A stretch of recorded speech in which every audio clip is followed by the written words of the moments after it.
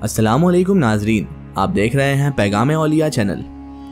लाखों करोड़ों दुरूद व सलाम हुजूर पाक सल्लल्लाहु ताला अलैहि वसल्लम पर और उनकी आले पाक पर। तुम्हारा नाम जब दिल से लिया या गौ से समदानी, मदद को आ गई रहमत, हुआ है फजल रब्बानी। रसूल पाक के जानी मुहय्यिद्दीन जिलानी, हो तुम महबूब सुबहानी मुहय्यिद्दीन जिलानी। नाज़रीन मोहतरम, सरकार गौस पाक रहमतुल्लाहि ताला अलैह की ज़ाते बाबरकत से इस दुनिया का हर एक बंदा अच्छी तरह से वाकिफ़ है, और हो भी क्यों ना, आप सरदार औलिया हैं, इमामुल औलिया हैं। हज़रत शेख अब्दुल कादिर जिलानी रहमतुल्लाहि ताला अलैह ऐसे अज़ीमुश्शान अल्लाह के बरगुज़ीदा वली, नेक वली गुजरे हैं कि जिनकी मिसाल आज तक दुनिया में नहीं मिलती। नाज़रीन मोहतरम, इमामुल औलिया सुल्तानुल आशिकीन गौसे आज़म दस्तगीर शेख अब्दुल कादिर जिलानी रहमतुल्लाह अलैह का वजूद हर एक के लिए रहमत रहा। आपको मानने वाले जिन इंसान दोनों रहे। आपके बयान को भी जिन्नात और इंसान दोनों सुना करते थे, और जिसको फैज़ और बरकत पानी होती थी, जिसको फैज़ पाना होता था, जिसको बरकत हासिल करनी होती थी, वो आप हज़रत शेख अब्दुल कादिर जिलानी रहमतुल्लाहि ताला अलैह की बारगाह अक़दस में आता और पा लेता। शेख अब्दुल कादिर जिलानी रहमतुल्लाह अलैह का मर्तबा इतना आला और इतना अफजल है कि आपके हुक्म के फरमाबरदार सिर्फ इंसान नहीं बल्कि जिन्नात भी रहे थे। यही हुआ एक बहुत बड़े सांप के साथ। सरकार गौस पाक रहमतुल्लाहि ताला अलैह जब भी बयान फरमाते, आप हज़रत रहमतुल्लाह अलैह को वो सांप दूर से सुना करता था। वो एक शरपसंद शैतानी फितरत वाला, वो आप हज़रत शेख अब्दुल कादिर जिलानी रहमतुल्लाह अलैह को यानी गौस पाक रहमतुल्लाह अलैह को तकलीफ़ पहुँचाना चाहता था, लेकिन आपके पुरअसर बयानात को सुनकर वो कुछ कर ही नहीं पाता था। उसकी हिम्मत नहीं होती थी कि वो हमला करे। वो जब भी आता तो वो देखता कि बेशुमार तादाद में आप रहमतुल्लाह अलैह के आसपास लोगों का हुजूम लगा हुआ है, और वो वहाँ ऐसे बैठे होते जैसे वो उस दर के सवाली हों। जो भी आपके बयान को सुन रहा होता था वो रो रहा होता। उसका पक्का इरादा था कि अल्लाह के वली को नेकी के काम से रोकें और वो जिक्र इलाही ना कर सकें। उसने बहुत से इबादत करने वाले आबिदों को, जाहिदों को उनकी इबादत से हटने पर मजबूर किया, और यही सोचकर वो नागनुमा जिन्नात जो था वो असल में जिन्नात था, और वो आप सरकार गौसे आज़म दस्तगीर रहमतुल्लाह अलैह के दरबार में आकर छुपकर बैठ जाता कि गौस पाक को भी उनकी इबादत से हटाया जा सके। वो लोगों को अच्छी तालीम दे रहे हैं, इससे उन्हें रोका जा सके। लेकिन वो जानता नहीं था कि ये शेख अब्दुल कादिर जिलानी रहमतुल्लाह अलैह हैं। उसने हर तरह से आपको बहकाने की कोशिश की, लेकिन आपके खूबसूरत अल्फाज में इतनी ताकत थी, आपके अंदर अल्लाह तबारक व तआला का वो इश्क मौजूद था, और आप रसूल अल्लाह के उस काम को लेकर चल रहे थे कि वहाँ पर वो नागनुमा जिन्नात कुछ कर नहीं पाया था। एक दिन उसने बड़े शैतान की मदद ली और कहा कि मैं अल्लाह के वली को उनकी जगह से हटाना चाहता हूँ। लोग उनके दीवाने हैं, उनके ताबेदार हैं, फरमाबरदार हैं, और उनके बयानात को सुनने के लिए पागल हो जाते हैं। उनकी बहुत ज़्यादा ताज़ीम करते हैं और अदब भी करते हैं, और ये बात मुझे हरगिज़ बर्दाश्त नहीं। ऐ शैतान, मुझे थोड़ी सी ताकत दे दे ताकि मैं उनके काम में रुकावट बन सकूं, ताकि वो किसी को अच्छी बात ना सिखाएं, कलमा ना पढ़ाएं। इस तरह शैतान की मदद लेकर वो नागनुमा जो जिन्नात था वो हुनर सीख गया, वो गुर सीख गया कि आप पर हमला कर सके।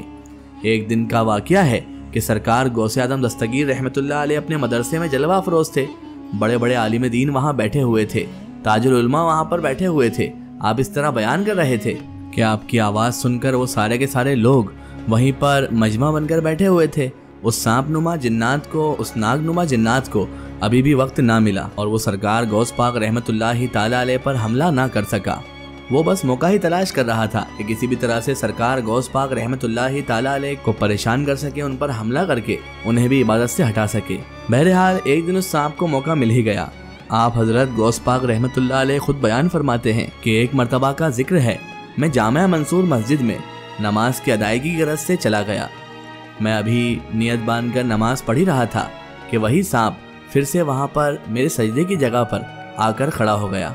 वो अपना फन फैलाए मेरे सजदे की जगह पर सर रखकर मुंह खोलने लगा।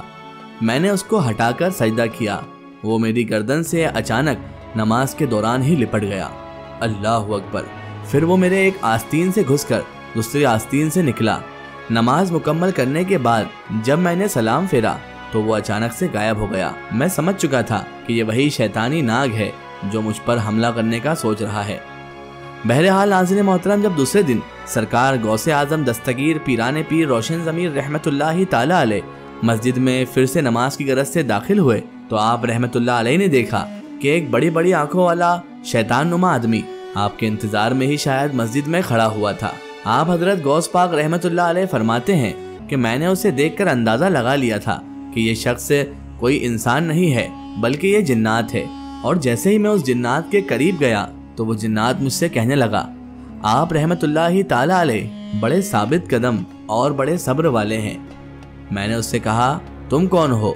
تو وہ جنات مجھ سے کہنے لگا میں وہی سانپ ہوں، آپ کو نماز کے دوران تنگ کرنے والا وہی سانپ، وہی ناگ ہوں جس نے آپ کو بار بار تنگ کیا، پر اللہ تبارک و تعالیٰ کے آپ ایسے ولی کامل ہیں اور میں آپ سے اتنا زیادہ متاثر ہوا ہوں کہ میں نے اپنے اس گناہ سے توبہ کی ہے۔ آپ سے پہلے میں نے کئی اللہ تبارک و تعالیٰ کے ایسے ولیوں کو آزمایا ہے، ایسے عبادت کرنے والوں کو ان کی عبادت سے برگلایا ہے، ایسے لوگوں کو گمراہ کیا ہے جو دن رات اللہ کی عبادت کرتے رہے، مگر کسی کو میں نے اتنا ثابت قدم نہیں دیکھا جتنا آپ رحمت اللہ تعالیٰ علیہ کو دیکھا ہے۔ حضور، میں آپ سے معذرت چاہتا ہوں اور میں اپنے گناہوں سے توبہ کرنا چاہتا ہوں، آپ کے دست حق پرست پر اسلام قبول کرنا چاہتا ہوں، مجھے اپنی غلامی میں لے لیجئے۔ آپ سرکار غوث پاک پیران پیر روشن ضمیر رحمت اللہ تعالی علیہ نے اسے معاف بھی فرمایا اور آپ کے دستے مبارک پر اس جنات نے اسلام کی دولت حاصل کر لی، یعنی اسلام قبول کر لیا، اور یوں وہ ناگنما جنات آپ رحمت اللہ تعالی علیہ کے شفقت میں شامل ہو گیا اور اسلام قبول کر کے آپ کے عقیدت مندوں میں شمار ہو گیا۔ ناظرین محترم، اس واقعے کا ریفرنس ہے بہجت الاسرار کتاب، پیج نمبر 69۔ اگر یہ واقعہ آپ کو پسند آیا ہے تو کامنٹ میں یا غوث ضرور لکھیں۔ ناظرین محترم، یہ شان ہوتی ہے اولیاء اللہ کی، یہ شان ہے حضرت پیران پیر روشن ضمیر قطب جیلانی شیخ محی الدین عبد القادر جیلانی غوث پاک بڑے پیر صاحب رحمت اللہ تعالی علیہ کی، کہ ایک ناگنما جنات آپ رحمت اللہ علیہ کے سامنے آیا اور آپ کے نماز کے وقت آپ کی سجدے کی جگہ پر وہ منہ کھول کر کھڑا ہو گیا، لیکن اللہ تبارک و تعالیٰ کے ولیوں کو نہ کسی کا ڈر ہوتا ہے نہ کسی کا خوف۔ آپ حضرت غوث پاک رحمت اللہ علیہ بے خوف و خطر وہیں پر نماز ادا کرتے رہے اور اس سانپ سے بالکل بھی نہ ڈرے، کیونکہ ناظرین محترم، آپ سرکار غوث پاک رحمت اللہ تعالی علیہ کو اللہ پر سچا یقین تھا۔